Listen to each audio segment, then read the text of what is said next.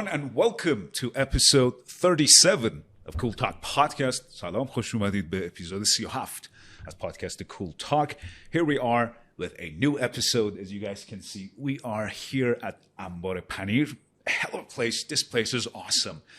میخوایم توی این اپیزود راجع به پنیر صحبت بکنیم. This entire episode, it's going to be dedicated to cheese and its history, the rich culture, everything. So, without further ado, let's get started.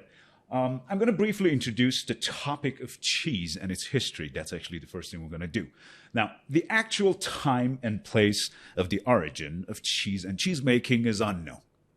The practice is closely related to the domestication of milk-producing animals. Now, I think you guys know what domestication is, right? When you domesticate a wild animal, you actually tame it. Right? توی فارسی به tame میگیم رام کردن. So that's taming and keeping an animal as a pet or on a farm. So that's the thing. Primarily sheep, which began around 8 to 10,000 years ago. Cheese may have been discovered accidentally by the practice of storing milk in containers made from the stomachs of animals. How about that? It was an accident. So that's actually based on one theory. یکی از تئوری‌ها میگه که در واقع اختراع پنیر یا به دست آوردن پنیر حاصل اتفاق بوده. So,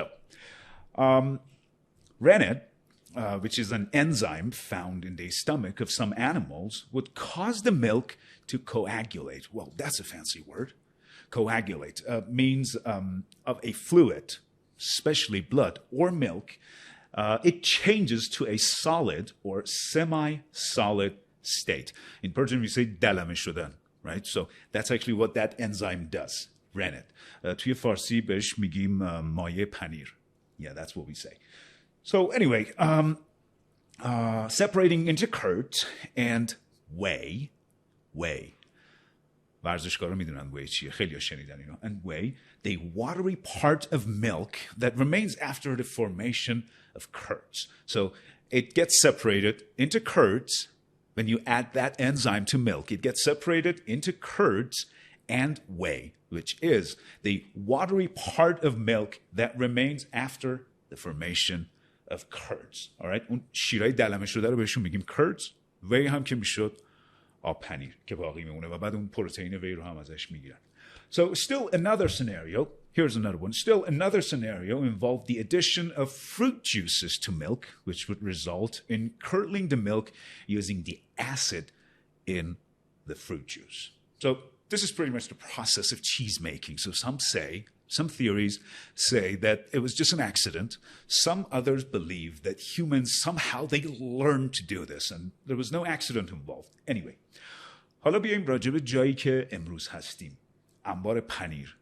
یه فروشگاه فوق‌العاده پر از محصولات لبنی مختلف. As you guys can see, نمیدونم پشت من معلومه یا نه. You can see so many different types of cheese. So many different types of cheese. It's just awesome.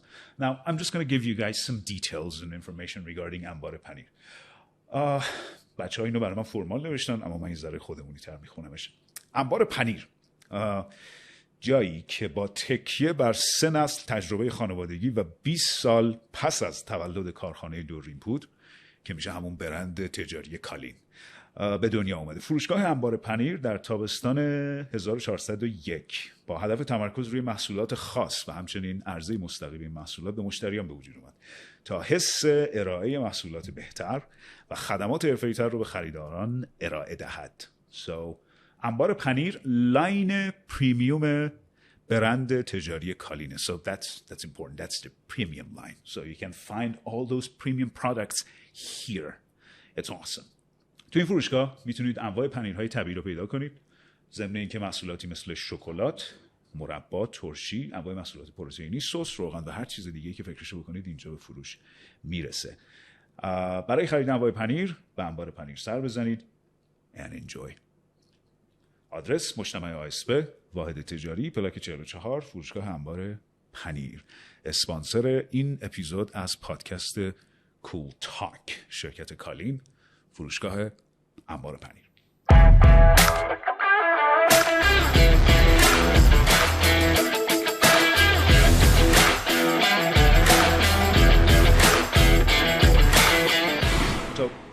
let's talk about cheese and how it's made, right? So the first thing, different types of cheese are made using different methods and ingredients, which can include different types of milk, cultures, and flavorings. As you guys can see, the cheese that I have here on this table, they all have different flavors. Now, for example, some cheeses are made using cow's milk, while others are made using goat's or sheep's milk. Actually, in some other parts later on, I'm going to talk about some cheese which is made purely out of donkey's milk. Can you guys believe that? So, some cheese are made of cow's milk, while others are made of using goats or sheep's. Some cheeses are also aged for different periods of time, which can affect their flavor, texture, and aroma. Now, we want to talk about Iranian cheese and how it's made, and we're going to talk about Kaalin. Cheese making is a traditional practice in Iran and has been an important part of the country's culinary heritage for centuries. Iranians produce a variety of cheeses, each with its own unique flavor and texture. Cheese making in Iran has a long history, and traditional methods are still used in many parts of the country. However, modern cheese-making techniques and equipment are also used in larger commercial operations. That's exactly what Dorri Import company is actually doing. So that company, known mostly with its commercial brand, Kaalin, I think we talked about that earlier, was established in 2010 with the aim of producing healthy dairy products and unique flavors. From the very beginning, Kaalin provided the highest quality products by employing experienced professional and international experts to lead the domestic and international markets. So let's talk about some different types of cheeses that are actually produced here at Kaalin. They make all sorts of natural and processed cheese over here. Natural cheeses include pesto, parmesan, cheddar, Gouda, Emmental, and let's see if I'm doing it right, gorgonzola. Yeah, it's a bit tricky, this one. Now, processed cheeses include cheese dips, different kinds of mozzarella, yeah, that's right, that's how we pronounce the word, breakfast cheeses, and sliced cheeses. All right, so let's talk about a few of them. For example, the pesto cheese. First of all, what is pesto? Do you guys know what pesto is?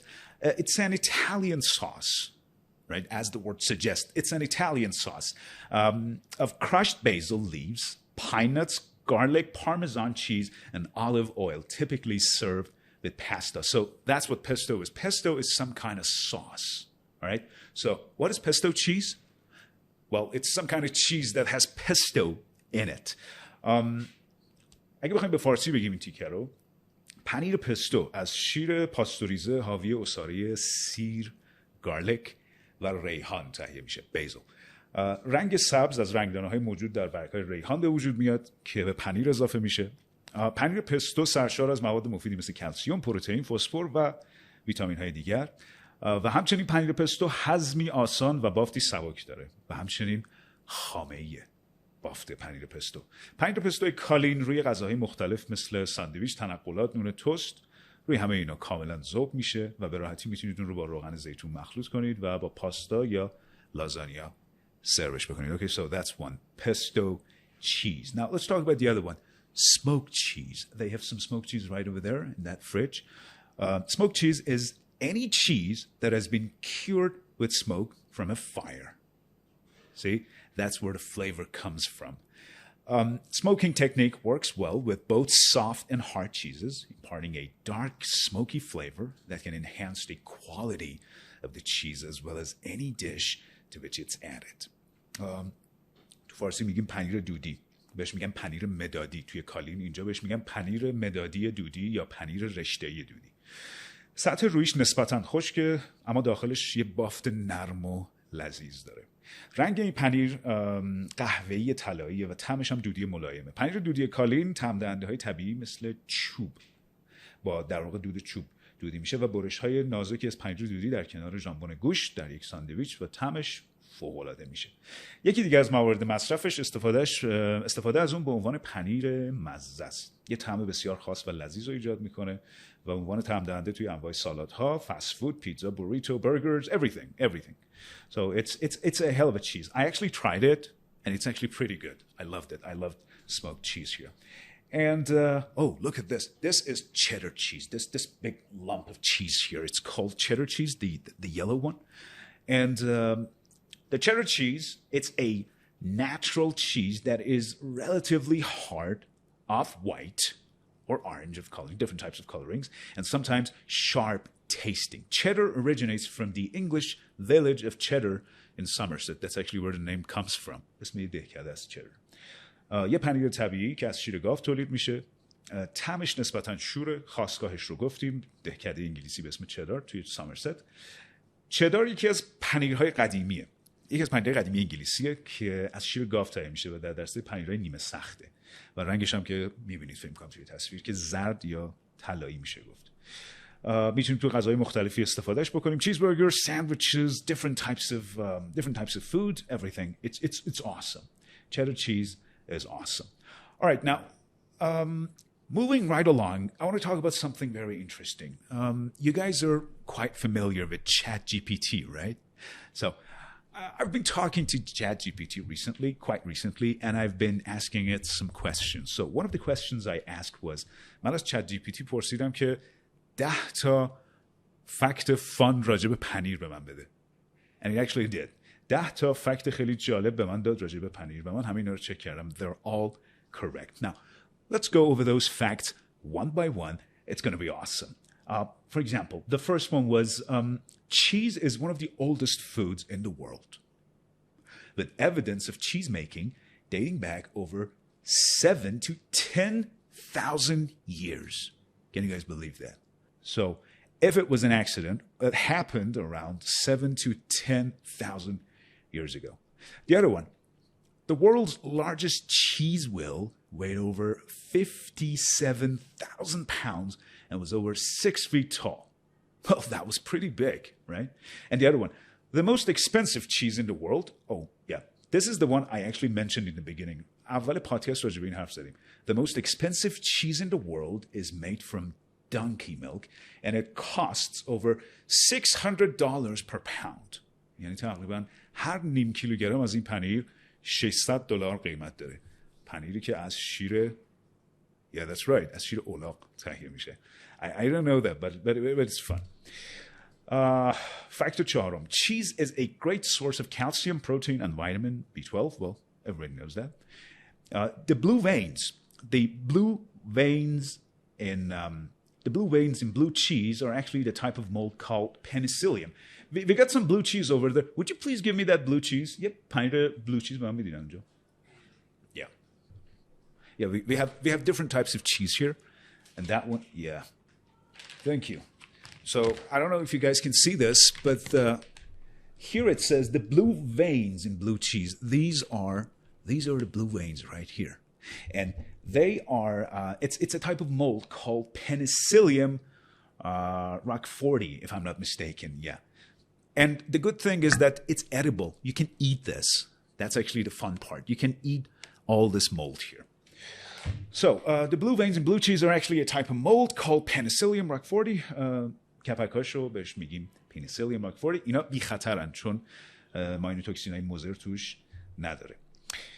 In 2018, a 100-year-old piece of cheese, دقت کنید یک پنیر 100 ساله, a 100-year-old piece of cheese was found in Antarctica, preserved in a tin. That's interesting. The first recorded cheese recipe comes from a cookbook from ancient Rome, called Dere Rustica, if I'm not mistaken, written in the 1st century AD. And the other one, there are over 1,800 different types of cheese in the world. 1,800 different types of cheese in the world, with each their own unique flavor and texture. So I would say, well, that's a lot. That's a lot of cheese. In Switzerland, it's illegal to make fondue with any cheese other than Swiss Emmental. And the last one, some cheeses like mozzarella, yeah, that's the pronunciation, mozzarella, and cheddar, they can be made into string cheese by stretching and pulling the curd, right? میتونید تبدیلشون کنید به پنیرهای نواری. That's you can do that with mozzarella and cheddar. All right, so those are the fun facts generated by ChatGPT and artificial intelligence. They were fun. And now I want to draw you guys' attention to a video. It's a hell of a video, TED education video. I want you guys to watch this video closely with me. It's awesome. It's got some interesting details about cheese and everything. So let's go watch that, and we'll be back.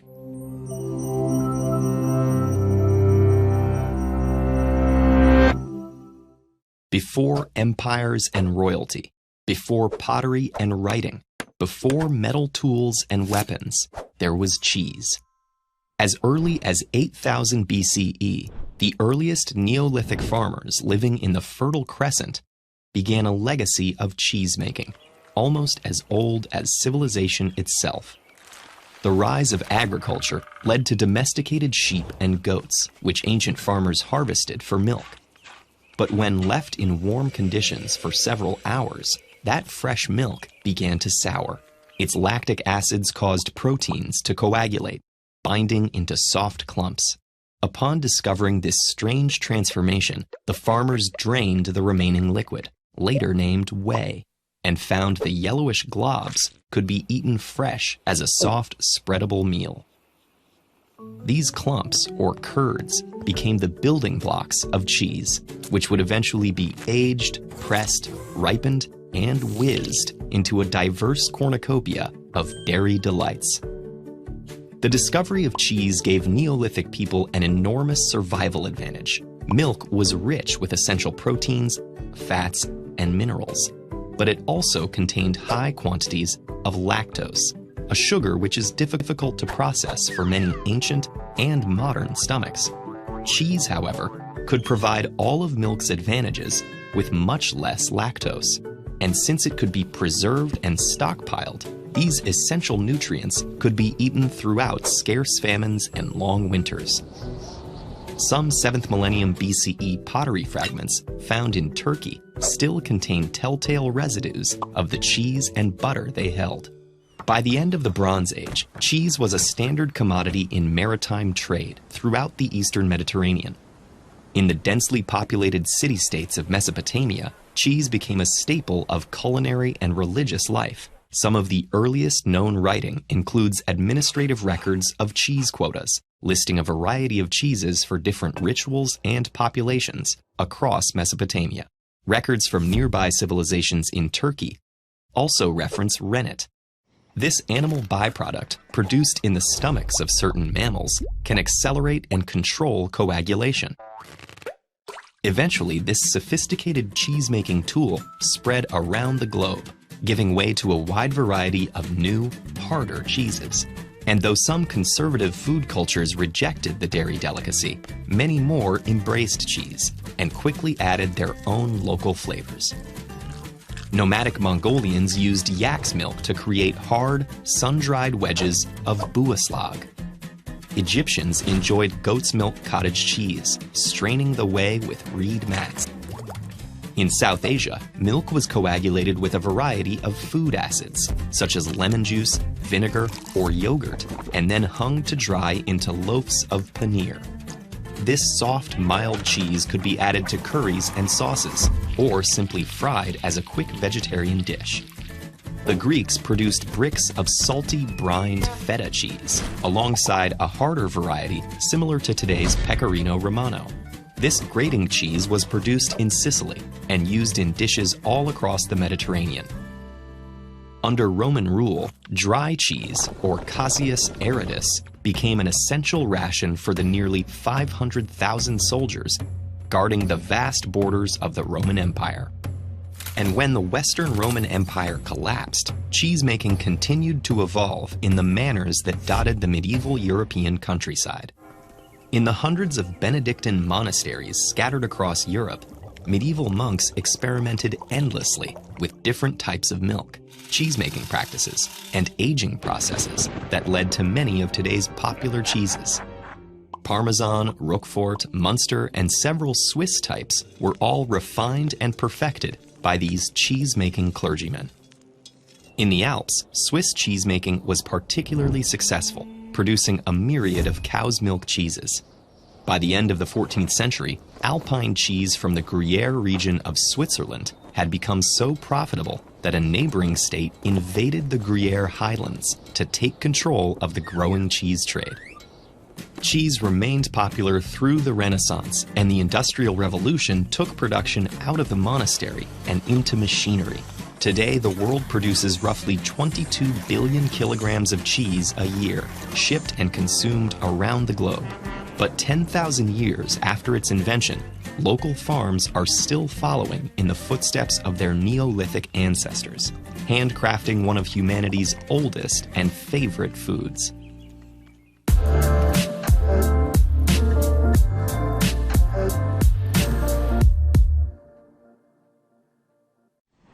All right, so I guess this is it. There's an awesome website called Academy of Cheese. علاوه بر وبسایت انبارپنیر که میتونید از کالین دنبالش بکنید توی گوگل. There's this awesome website called Academy of Cheese. You can read many articles related to different types of cheese and the process of cheese making. You can actually sign up for some courses over there and get some certificate related to cheese and different types of cheese making on all those methods and amazing things. So thank you guys so much for watching and listening to this episode. I do love to get your feedback on this one. Thank you guys so much. Please write your comments in the comment section. And till next session, well, till next episode, see you guys.